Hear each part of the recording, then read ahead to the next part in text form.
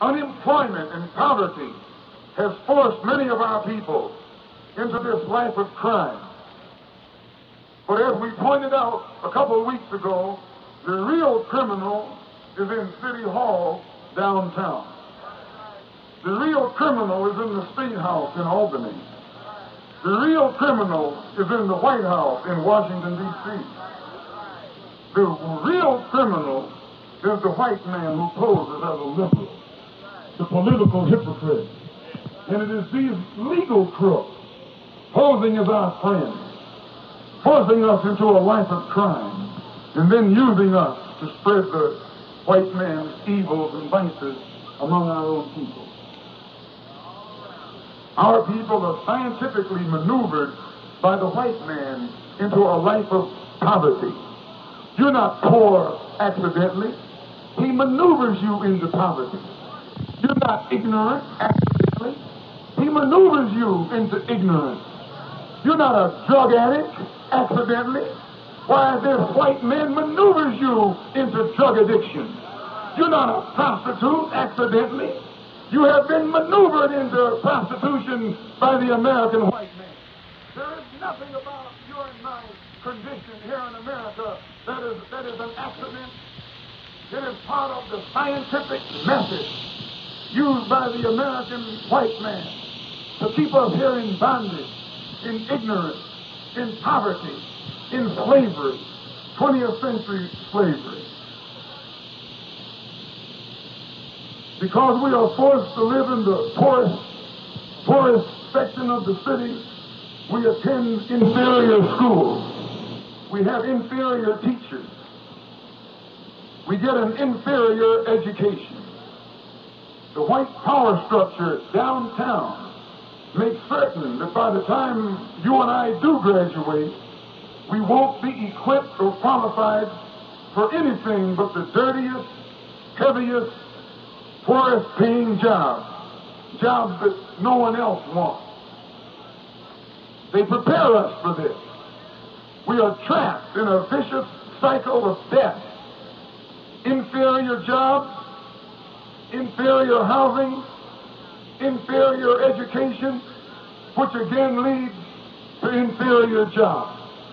We spend a lifetime in this vicious cycle, going in circles, giving birth to children who see no hope or future but to follow in the miserable footsteps of their poverty-stricken parents. We saw no solution to our problem. We saw no real leader among our people.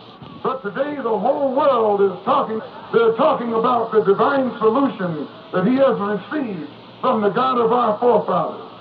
Not a temporary solution which will benefit only the hand-picked upper-class Negroes, but a solution divinely designed to solve the plight of the black masses permanently and forever. But the government does not want our people to listen and understand the solution that God has given, because the government is against God. I say the government is against God.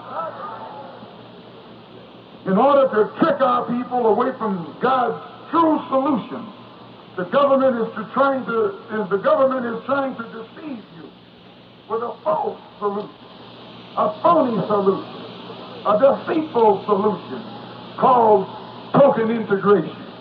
Don't you know tokenism is a drag? When you go to the subway for a token, is that token money? No. It's a substitute for money. It's not the real thing. It's a substitute. It's a pacifier. When your baby starts crying at home because it's hungry, and you don't want to give your baby any milk, what do you give it? A pacifier, a substitute, tokenism. And that's the same thing that this blue-eyed white man is tricking you and me with today. He hears you crying out like a baby for freedom and justice and equality. And knowing that he can't give it to you, he sticks a pacifier in your mouth. He gives you tokenism, little crumbs, He sticks a couple Negroes in the University of Mississippi and tells you it's integrated.